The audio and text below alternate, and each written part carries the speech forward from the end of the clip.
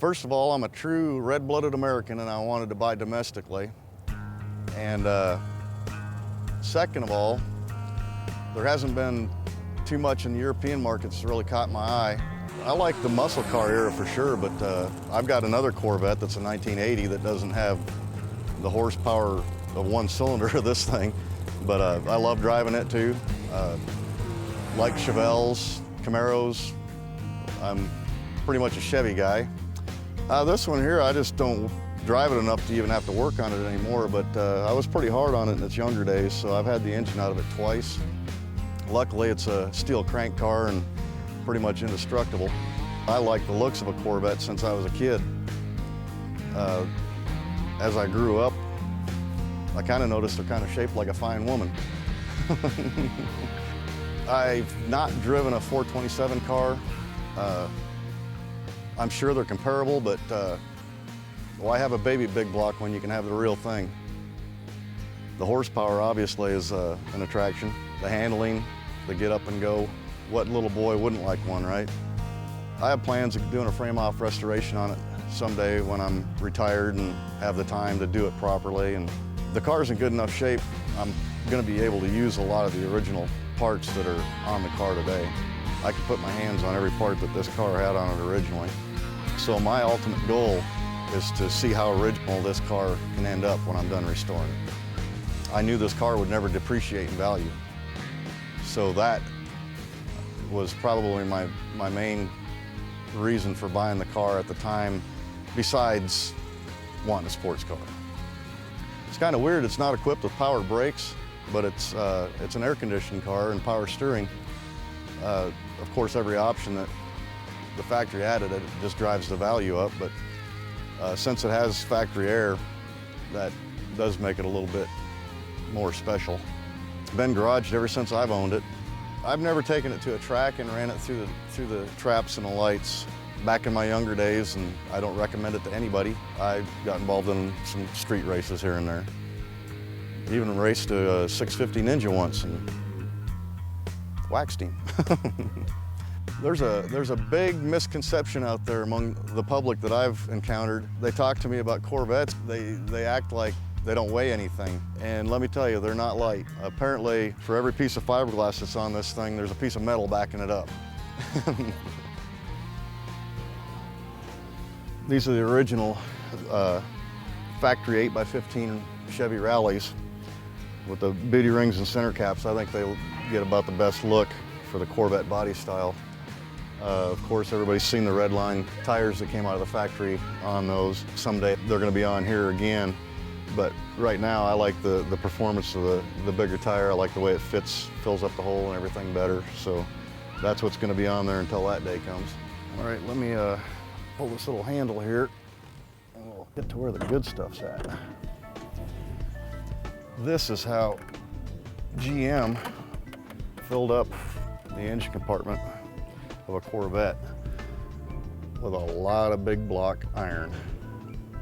Some of the things you're not seeing, I'm sure a lot of people have already noticed. If you're a Vette enthusiast, back in the day, all your electronics were housed in a sheet metal chrome box. I've still got all that in the garage, so don't panic. It's just all stuff that's going to go back on whenever I do the restoration. Over on the other side there, where the air conditioner compressor would normally sit, don't have any use for that no more than I drive the car right now, so I just didn't bother to put it back on right now. And it makes it a lot easier to change plugs on that bank. That is an aftermarket piece.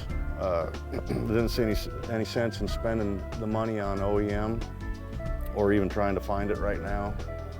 This flex fan is probably not original equipment because I imagine a prior owner to me experienced some overheating problems also, and that is a high performance part, replacement part for a clutch fan, because it'll actually pull a lot more air than a clutch fan will through the radiator, and that was probably their quick fix for their overheating problem, because I'll guarantee you, you don't want to be the guy that pulls that radiator out of there, because I've done that before and it's no fun. Sitting in traffic was really, something I didn't want to do back then. Going down the highway on a hot day, it would still tend to overheat. So I did combat that a little bit back in the earlier days. I took the radiator into a shop and had it rotted out and reassembled. I went to a cooler thermostat and just got it flowing air better, and it cooled right down. It runs real cool now. I don't have any more overheating problems. You're gonna see some wiring over here that's not hooked to anything. That's because I just kind of tucked them back out of the way to get them out of the way where I took the air conditioner compressor off. Someday those will all go back together. The first time I tore this engine apart, there was a tab broken off one of these. I don't remember exactly which one now. It's been too many years ago, but I went through a lot of trouble finding somebody that could weld cast iron, and I took it to a shop and had that tab welded back on so I could use that original exhaust manifold.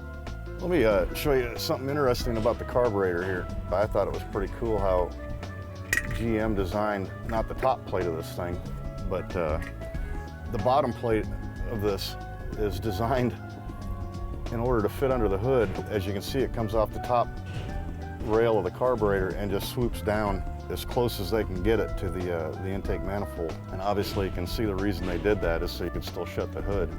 This is a Rochester Quadrajet design carburetor, and probably the best designed carburetor if they're working for the application, because up here you have your primary butterflies, and normal running, you know, in town, highway, whatever, you're just going to be running on these front two butterflies. The secondaries on this thing are about twice the size of the primaries, and that's where you get the tone and the gas, the extra gas to wake up the horsepower this thing's capable of producing. Button up the carburetor here. Close the hood here, and I'll let you take a look at the cockpit.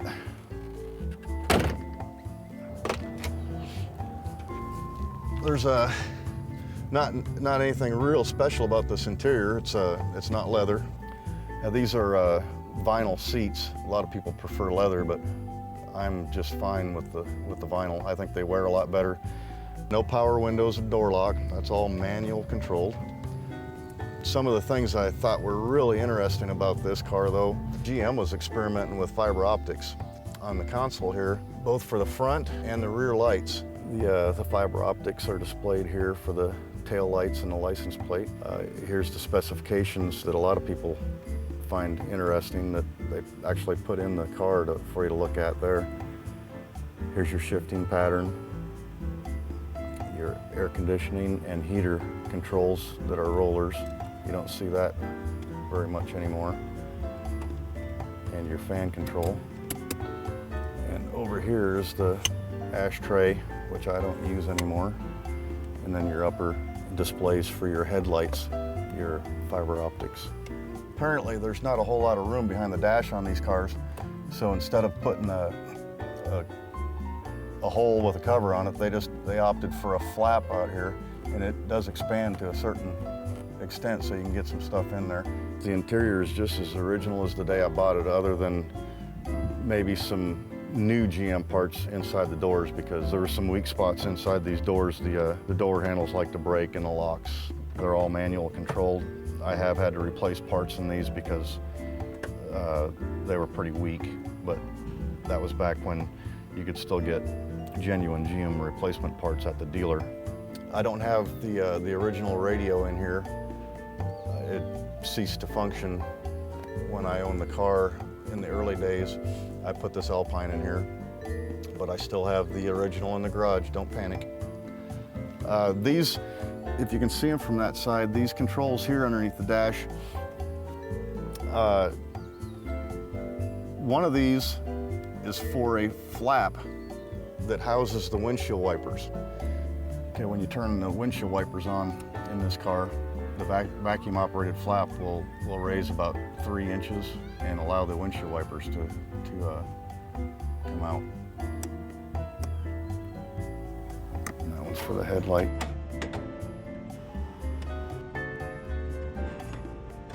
Clock doesn't work, but it will again someday. You do get a few people that ask you if it's for sale. Some will even shoot you a price. Back in the mid-'80s, a gentleman walked out of the factory and asked me if the car was for sale, and I told him it wasn't. I wasn't interested in selling it. And he argued with me and said that, everything's for sale. He said, how much do you want for it? And I said, okay, I'll tell you what, I'll take $100,000 for it today. And I honestly believe it'll be worth that someday. I think if a person can afford it and wants to get into the hobby of owning a muscle car and working on it, I really don't think there's really a more satisfying hobby out there.